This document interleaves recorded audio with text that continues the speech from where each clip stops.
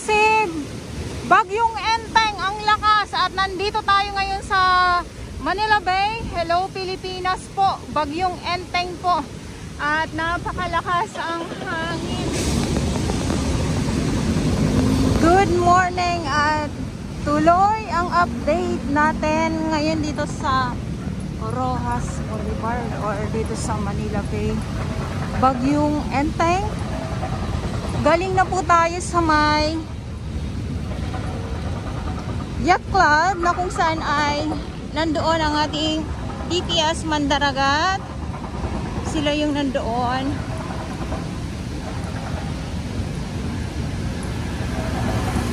Malakas pa din po ang ang hangin oh.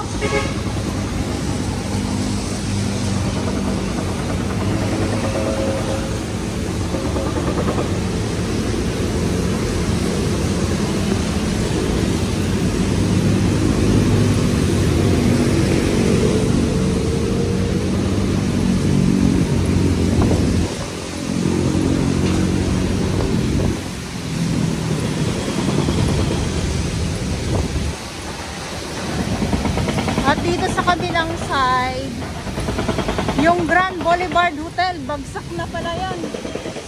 Grabe. Kita nyo naman yung mga puno.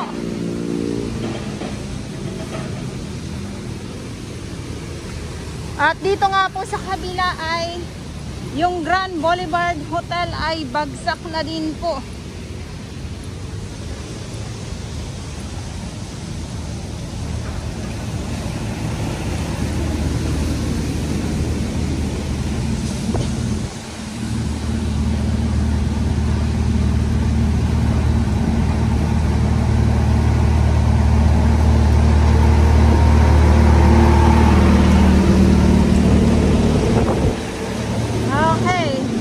So dahil ay biglang lumakas ang hangin,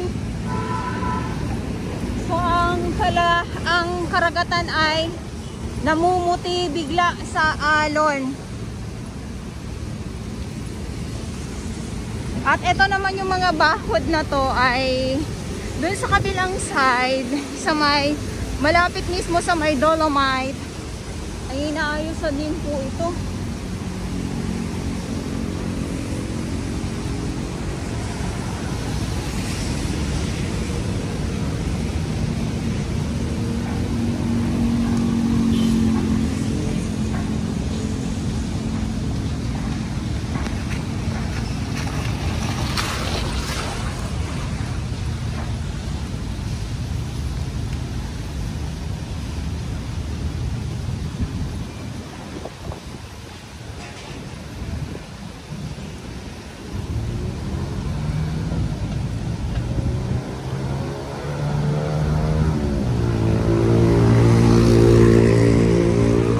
So nandito na tayo sa may Remedios.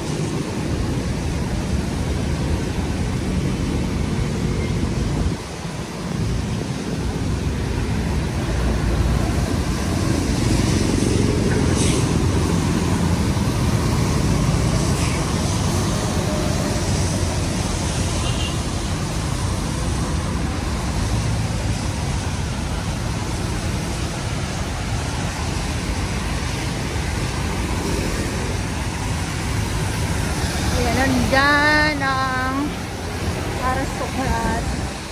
At eto nga po, nandito na tayo sa may Remedios.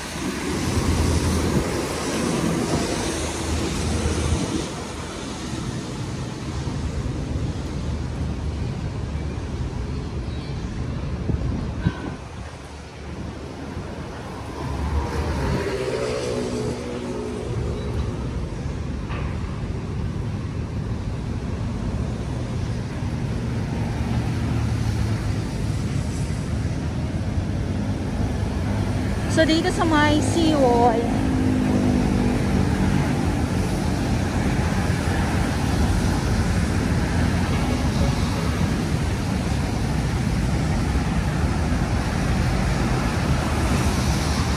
dito sa kabila hindi tayo makapasok. Gawa nga po ng sarado. So dito naman, yung mga kalat po dito sa may baba ay wala dito mismo na kung saan ay naglalakad ako ay hindi tambak ang kalat. Hindi katulad noon na pag bumagyo ang mga basura po ay dito talaga sa kalsada nakakarating. Ngayon hanggang doon na lang po sa baba or sa may buhangin.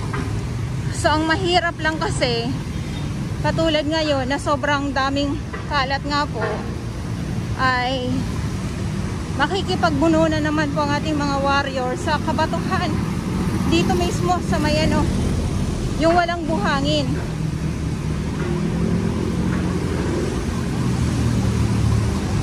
Hindi katulad dito sa may Dolomite. Yan. So hindi masyado mahihirapan, hindi makikipagdukutan ang ating mga warriors. Minsan hindi mo alam kung ano yung dinudukot mo na o kinukuha mo sa ilalim ng kabatuhan, di ba?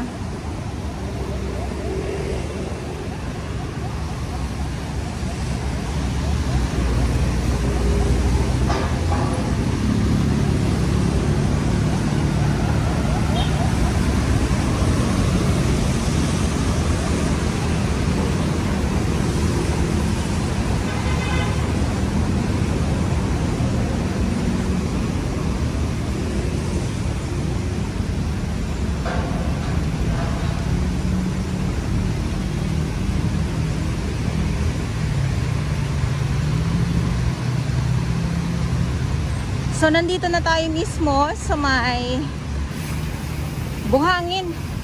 Ito yung Gray Sand. Yung karugtong ng 500 meters ng Dolomite Beach po.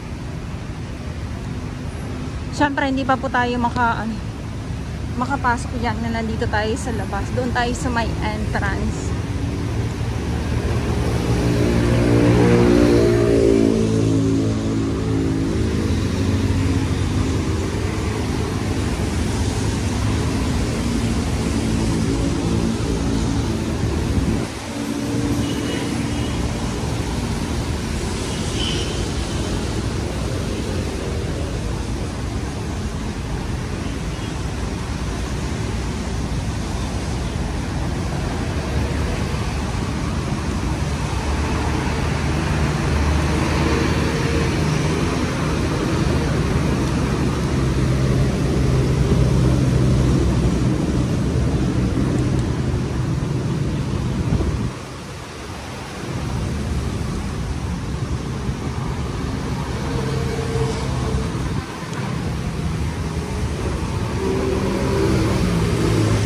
So yung